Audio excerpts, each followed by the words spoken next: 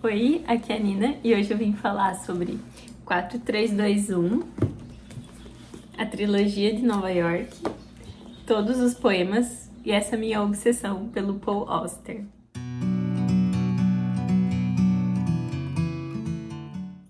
Já vou começar justificando e trazendo que esse vídeo não é uma resenha, né? Não foco em fazer resenhas aqui no canal já tem um tempo. Inclusive tô com meu cafezinho, então vai ser muito mais um bate-papo. E que eu tenho muita dificuldade. Quanto mais eu gosto do livro, mais difícil eu acho falar sobre ele. Quem me acompanha aqui há algum tempo já sabe. E isso faz com que eu procrastine ou que eu ache que em algum momento eu vou estar muito preparada e eu vou ter estudado o suficiente e conhecido o suficiente para falar sobre. Então foi isso que eu evitei fazer. O 4321 eu terminei no dia 7 de outubro. Eu tô gravando esse vídeo, não sei, acho que talvez hoje seja dia 27 por aí. Então faz pouco mais aí de 2 semanas que eu finalizei.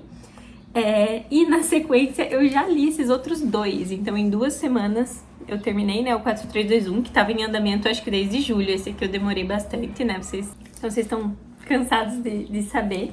Eu já tinha comprado, né, a trilogia de Nova York, comecei a ler na sequência, assim como o livro de poemas do Paul Auster, e eu já finalizei todos eles. Então, para já começar com alinhamento de expectativas, caso alguém tenha caído de paraquedas aqui nesse vídeo, existem livros, assim, que a gente gosta muito racionalmente, que a gente lê e sente que tá lendo uma obra-prima.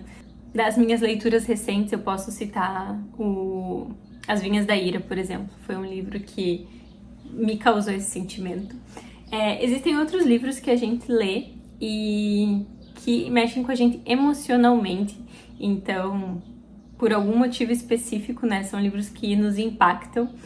Foi o que aconteceu com o Ano do Pensamento Mágico para mim no ano passado, né? Foi minha leitura favorita aí, porque mexeu muito comigo. Sérgio Y Vai à América é outro livro que aconteceu isso comigo. Murakami, em 80% da obra dele, é isso que ele faz comigo. Ele mexe comigo num lugar que eu não sei explicar muito bem qual é. E existem, de forma um pouco mais rara, eu diria, na vida de um leitor, livros que combinam essas duas coisas. Livros que racionalmente você identifica como obras-primas e que mexem contigo de uma forma que você não sabe explicar também. E eu acho que provavelmente esse é o nirvana de um leitor, assim. Não acontece tantas vezes e com tanta frequência. A última vez que isso tinha acontecido comigo, que eu lembro de ter tido esse sentimento, foi quando eu li As Ondas, da Virginia Woolf, que deve fazer uns 3, 4 anos. Não sei porque eu gravei o vídeo pro canal muito depois, né, de ter lido. E isso aconteceu com o 4321 comigo. Então, ele entrou pros livros da minha vida, verdadeiramente livros da minha vida. Então isso justifica, né, o motivo aí de eu ter ficado totalmente obcecada. É um livro que eu li num momento que estava muito conturbado, então eu nem acho que eu tive a melhor experiência, porque eu li de forma mais picada, eu tive muita viagem, muito tempo fora, e mesmo assim não perdeu nada da essência e do valor dele pra mim.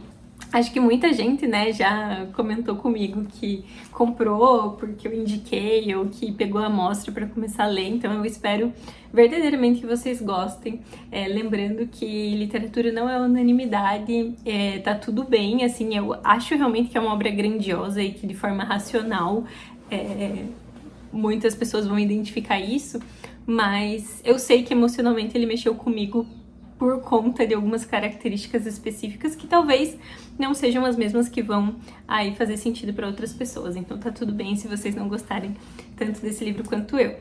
Eu peguei esse livro para ler por indicação de um amigo da minha mãe, Delbrai, se você estiver ouvindo, muito obrigada. A gente saiu jantar lá e a gente tava conversando sobre livros e ele indicou esse aqui. Eu já conhecia de nome o Paul Auster, principalmente pela trilogia de Nova York, mas eu achava que a trilogia de Nova York era um livro policial. De certa forma mas eu achava que era um livro policial mesmo, assim, e é um pouco diferente. Mas o que me interessou mais nesse aqui foi a premissa, né? Então aqui a gente tem essa questão de acompanhar versões diferentes da vida do protagonista que poderiam acontecer caso algumas coisas fossem diferentes na vida dele. Que é um tema que eu gosto muito, é um tema abordado no Mundo Pós-Aniversário, da Lionel Shriver, que é um livro que eu também adoro, que eu acho que trabalha esse tema muito bem. Eu gosto muito desse tema cientificamente falando, teoria das supercordas, filosoficamente falando, entendendo determinismo. Então, é uma temática que me chama atenção. Eu sempre vou assistir filme que fala sobre isso. Mr. Nobody é um dos filmes que eu amo, assim, e que vai trazer isso. Então me chamou a atenção pelo tema, eu peguei a amostra, e no que eu comecei a ler a amostra eu já vi que eu ia gostar. Já comprei o livro e já comprei no físico porque eu sabia que faria toda a diferença na minha leitura. Como eu identifiquei muito de início que era um livro que tinha potencial aí de ser um favorito, eu tive a ideia de começar a gravar vídeos a cada vez que eu terminasse um capítulo, né? Então, explicando um pouco da estrutura dele, ele vai ter 7 capítulos e cada capítulo tem 4 versões. Então, ele tem o 7.1, 7.2, 7.3, 7.4. Em cada uma dessas versões, nós temos um dos rumos, né, dos caminhos aí que o Ferguson, que é o protagonista, vai seguir. Então, eu tentei ir gravando a cada 1 ou 2 capítulos uma reação, mas eu fiz uma limpa no meu drive e acabei perdendo alguns. Então eu vou ver o que eu encontro, o que eu consigo recuperar e vou deixar aqui pra vocês e volto de toda forma a fazer um compilado. Falando então sobre a história, né, resumindo um pouquinho. Nós vamos acompanhar a história do Ferguson. A gente tem um capítulo 0, digamos assim, em que a gente vai acompanhar tudo que acontece com os avós e com os pais dele para que ele nascesse, né? Então o livro já começa com essa provocação de que o próprio fato do Ferguson existir se deve a muitas escolhas, acasos e coincidências, enfim, na vida de todas essas pessoas envolvidas. A gente vai então, né, acompanhando esse início e a gente vai ter um determinado momento, uma situação específica a partir da qual esses caminhos vão se abrir, né, em que a gente vai ter essa encruzilhada. Então, é uma situação ali que acontece com a família dele e uma das coisas interessantes é que não é necessariamente uma escolha de uma única pessoa, muito menos do Ferguson, que vai criar aí todos esses caminhos. E a partir disso, a gente vai acompanhar aí desde a infância, né, essa ação aí, esse acontecimento na infância dele, até o início da vida adulta, que é quando o livro finaliza, que era uma das minhas expectativas, era que a gente acompanhasse até a velhice, mas não é isso que acontece.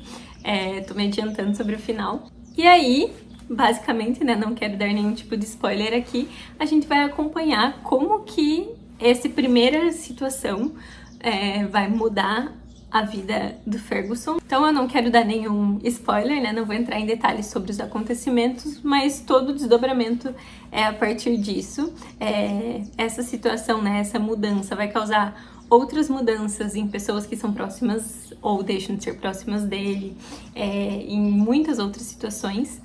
E eu acho que é muito fácil cair no clichê quando a gente tá falando desse tema, assim, de vidas que poderiam ser diferentes. Seria muito fácil fazer 4 personagens totalmente diferentes, que um vira estrela de cinema e o outro vira funcionário público, com base em um acontecimento. Da mesma forma que é muito fácil acabar construindo a mesma pessoa em situações diferentes, o que também não faz sentido, porque se as situações são diferentes, aquela pessoa não é a mesma.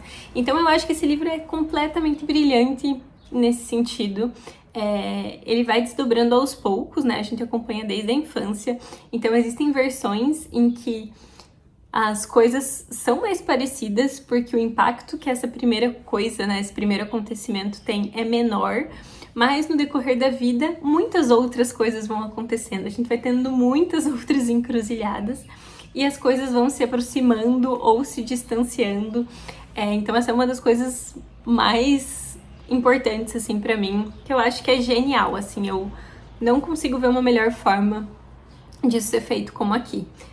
Claramente o Ferguson é a mesma pessoa, a gente consegue identificar coisas essenciais que fazem parte da pessoa que ele é, mas ao mesmo tempo como essas coisas são sim impactadas pelo que acontece na vida dele, pelas pessoas que estão ou não próximas dele, pelos lugares que ele frequenta. Então, pra mim, esse é o grande ponto, assim, eu acho que tudo isso é construído de uma forma magistral.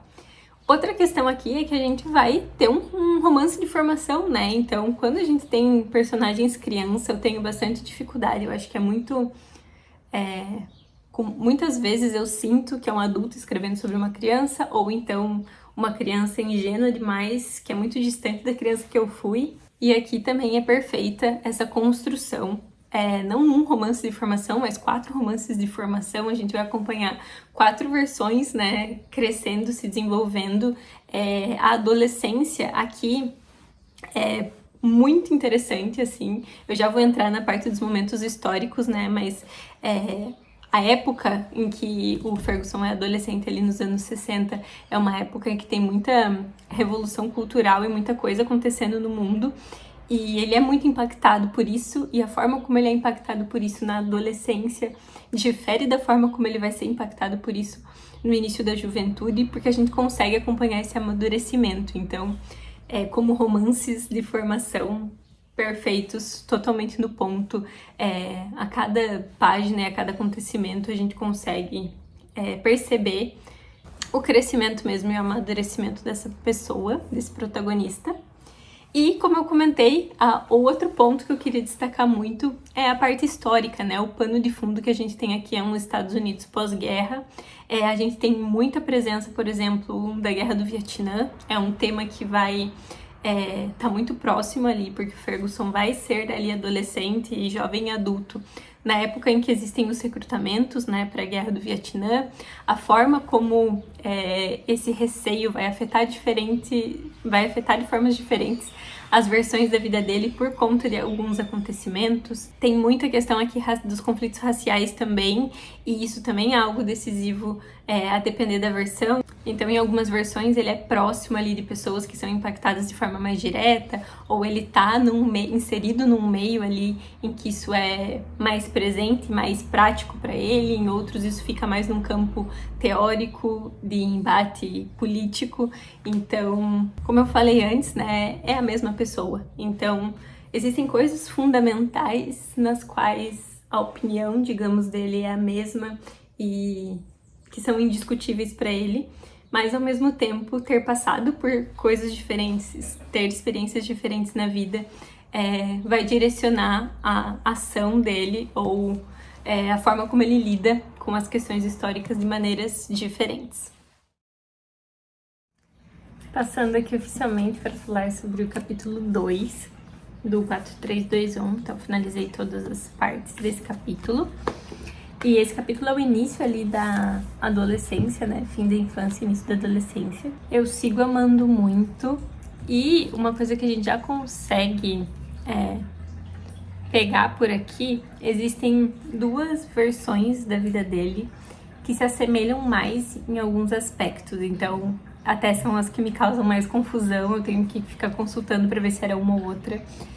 Tanto em termos de pessoas, né, que ele vai conhecer ou se relacionar de alguma forma, e a própria forma como ele se relaciona com essas pessoas, e paixões também. Então tem uma questão política em algumas, tem os esportes, né, beisebol, basquete, então ele se envolve em esportes. Então tem essas 2 que têm mais semelhanças, tanto falando das pessoas que vão fazer parte da vida dele, quanto das coisas que ele gosta. Literatura também está presente aí em todas, basicamente, as versões. Então essa é uma coisa que eu gosto muito, né? A gente não tem 4 vidas completamente diferentes, 4 pessoas completamente diferentes. Existem várias coisas que são centrais, né, da pessoa dele e do início da infância, antes, né, dessas vidas serem diferentes, digamos assim, que fazem ele ser quem ele é. E é muito interessante ver como isso está presente de maneiras diferentes em cada uma das vidas. E como isso também vai gerar impacto. Então, quem ele gera impacto de formas diferentes, né, em cada uma das versões. Vocês podem ver, né, tá todo marcado o livro aqui.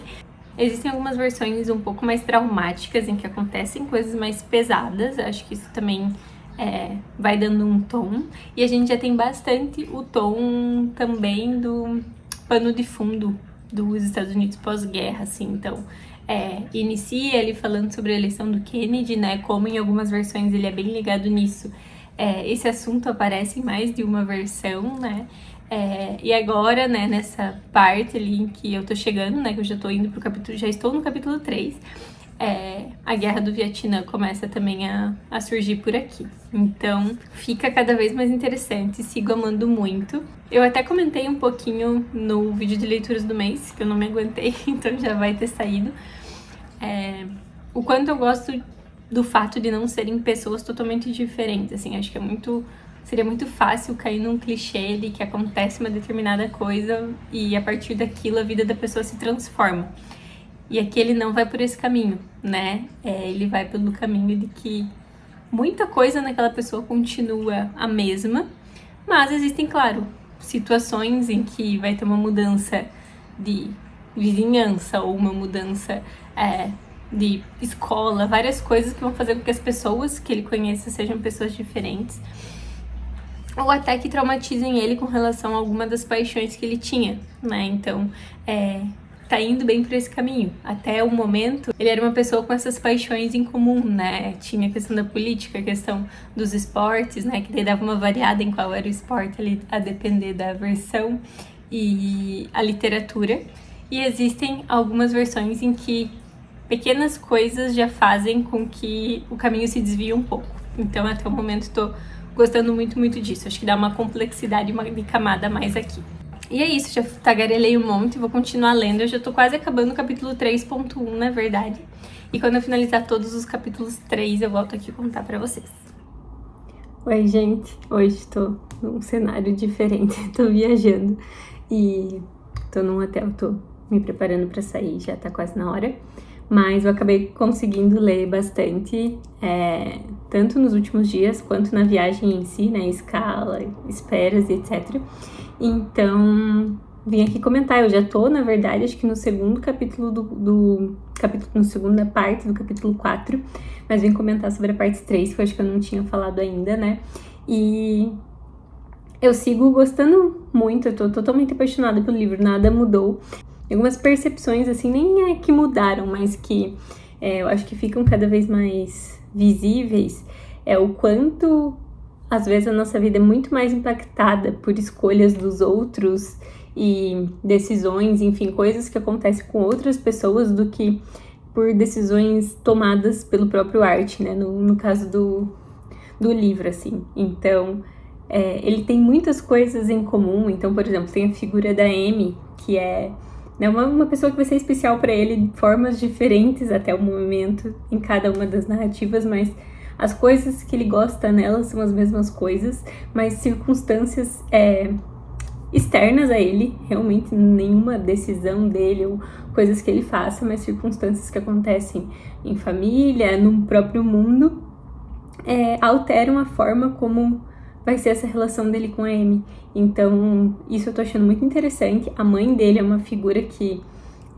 vai ter uma representatividade muito grande, o pai também, de formas muito diferentes na vida. E é isso, eu sigo amando. Agora ele tá ali terminando o ensino médio, mais ou menos na linha do tempo. Eu tenho um pouco a sensação de que algumas partes são um pouco mais adiantadas no tempo do que outras, pode ser que seja impressão minha. Eu vou precisar voltar e me organizar sobre os acontecimentos mesmo. Eu me perdi um pouco, eu tinha começado, né, no começo eu tava fazendo certinhas as anotações, depois eu deixei meio de lado e tem coisas que tô sentindo falta, então se você for ler, recomendo que você tenha post-it ou alguma forma de anotar o que tá acontecendo na parte 1, 2, 3, em cada um dos... 3 e 4, né? Em cada um dos capítulos, porque isso ajuda, porque é muito hipnotizante a escrita, então você tá totalmente envolvido naquela história, naquele acontecimento, e aí você é jogado em outro mundo em que as coisas são diferentes daquelas, e, inclusive, não é tudo totalmente diferente. Então é mais difícil ainda, porque ele é a mesma pessoa, ele tem muitos gostos e interesses em comum, as pessoas que estão na vida dele têm diferenças, obviamente, porque ele vai conhecer pessoas diferentes dependendo de muitos fatores, mas existem algumas pessoas-chave que estão presentes sempre, mas de maneiras muito diferentes ou com uma relação diferente com ele. Então essa é a recomendação até o momento. Tenho que ir, mas quando eu acabar todas as partes do capítulo 4 eu venho comentar mais um pouquinho. Eu acho que o que eu poderia falar sobre esse livro aqui é mais ou menos isso. Eu vou ler 2 trechinhos que eu acho que ilustram muito bem, e não sem nenhum spoiler, né, como que a escrita que eu acho que a escrita também aí recomendo muito que peguem uma amostra, porque vai conseguir trazer melhor do que eu. E o final dele, quando começou o último capítulo, que é o capítulo 7, eu li o primeiro, que é o 7.1, eu achei que eu não ia gostar do fim. Porque, né, ainda é início da vida adulta, acabou de uma forma um pouco interrompida pra mim, mas tudo se desenrola, assim, e quando eu finalizei o livro, fez muito sentido pra mim terminar dessa maneira, então 10 de 10, perfeito. Eu vou ler 2 trechinhos pra exemplificar pra vocês, e depois eu comento um pouco mais sobre o resto da obsessão. Então, num trecho ele diz o seguinte: de novo, não é isso que importa. Só há 2 opções, a estrada principal e a secundária.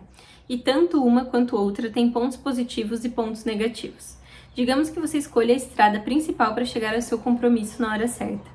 Você não vai ficar pensando mais na sua opção, não é? E se você for pela estrada secundária e chegar lá no horário de novo? Tudo bem, nunca mais em toda a sua vida você vai pensar no assunto. Mas aqui é que a história fica interessante.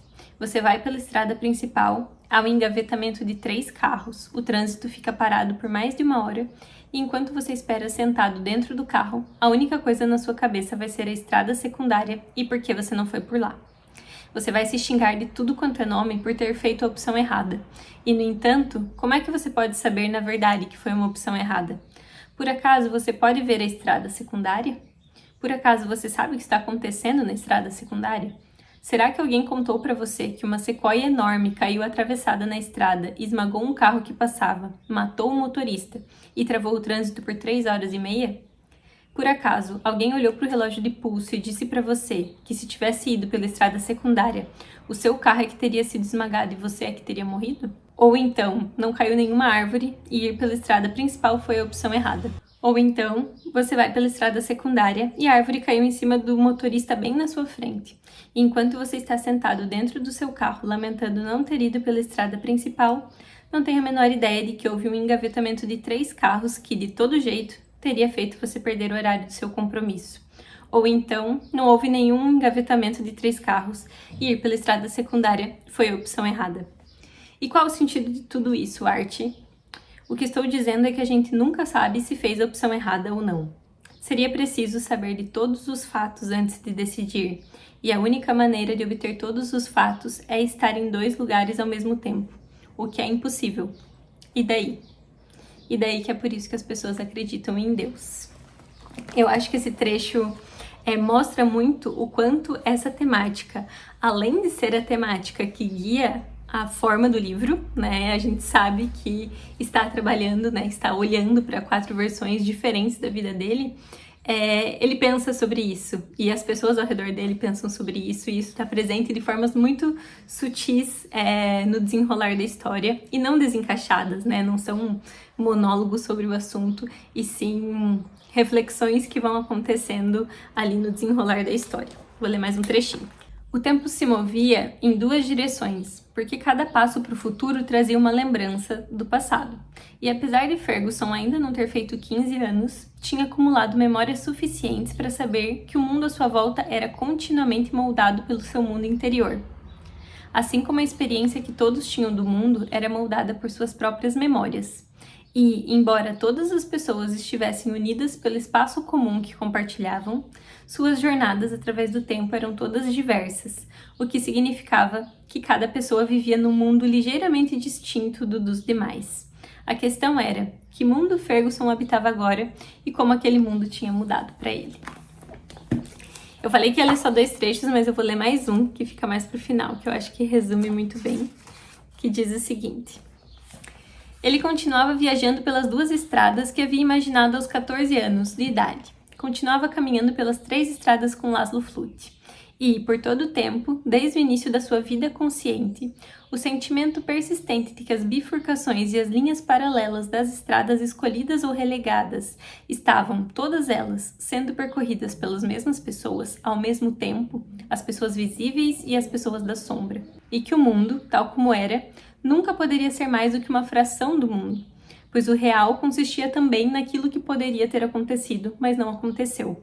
Que uma estrada não era nem melhor nem pior do que qualquer outra estrada, mas o tormento de estar vivo num corpo único residia no fato de que, a qualquer momento dado, era preciso estar numa só estrada, muito embora fosse possível estar em outra, viajando rumo a um lugar completamente distinto. Eu pareço uma louca, apaixonada, mas foram esses os meus sentimentos. E finalizando 4321, eu peguei imediatamente a trilogia de Nova York. Fiquem tranquilos que eu vou falar de uma forma muito mais breve sobre as outras leituras.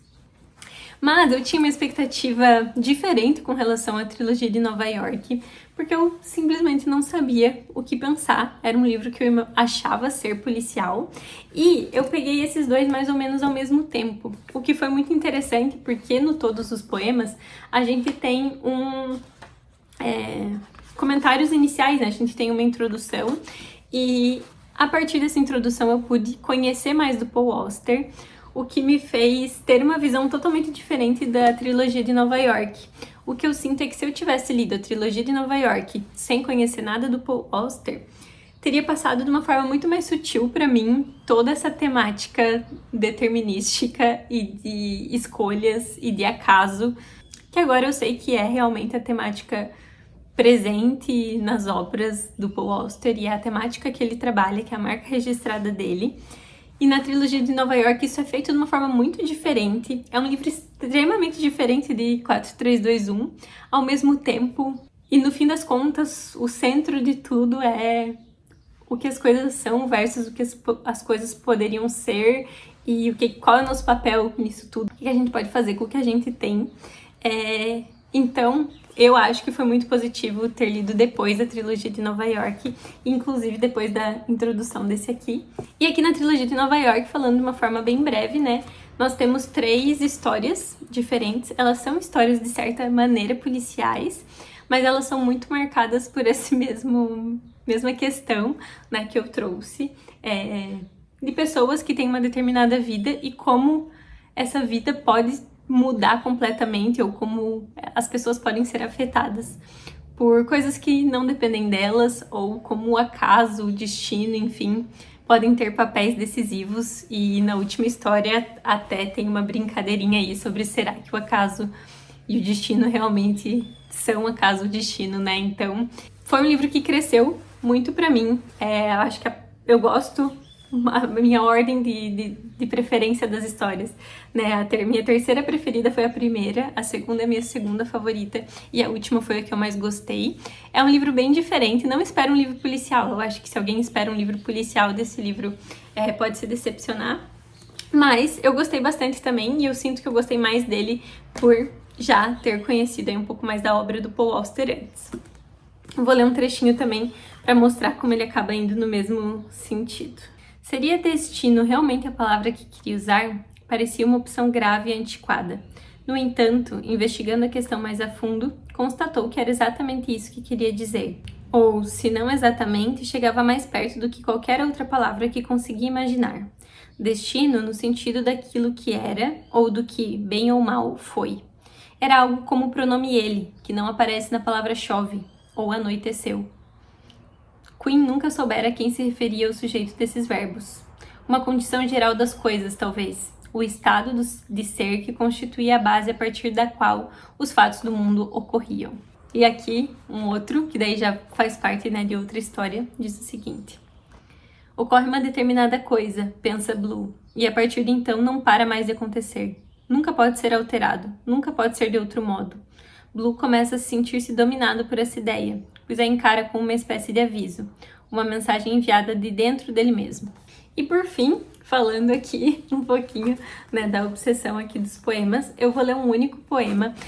Acho que um ponto interessante de comentar sobre o Paul Auster é que ele iniciou, né, como poeta. Então aqui, acompanhando em ordem cronológica o final do livro, eu gostei mais dos poemas do final do que os poemas do início.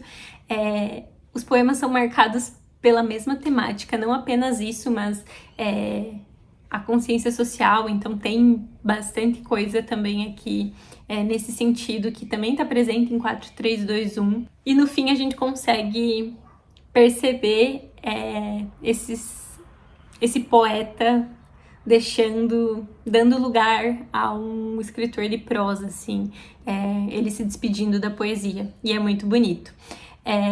Então eu vou ler um poema aqui que eu acho que vai conversar com absolutamente tudo que a gente comentou até agora. Chama Narrativa, e diz: porque o que acontece jamais acontecerá, e porque o que aconteceu infinitamente acontece de novo.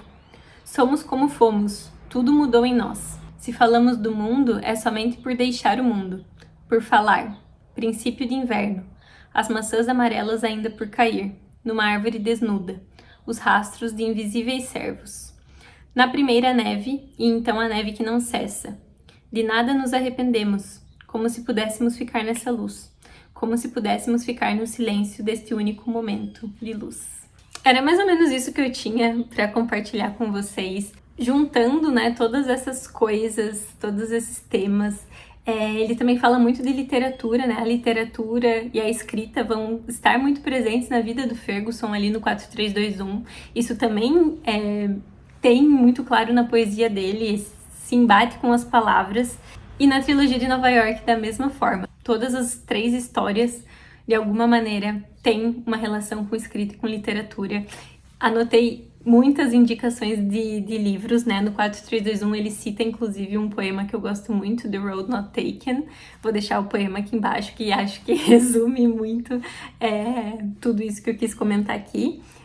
No Trilogia de Nova York tem uma história que tem bastante contato com Walden, do Thoreau, que é outro dos livros da minha vida. E foi o primeiro autor do qual eu senti que eu poderia estudar a obra, sabe?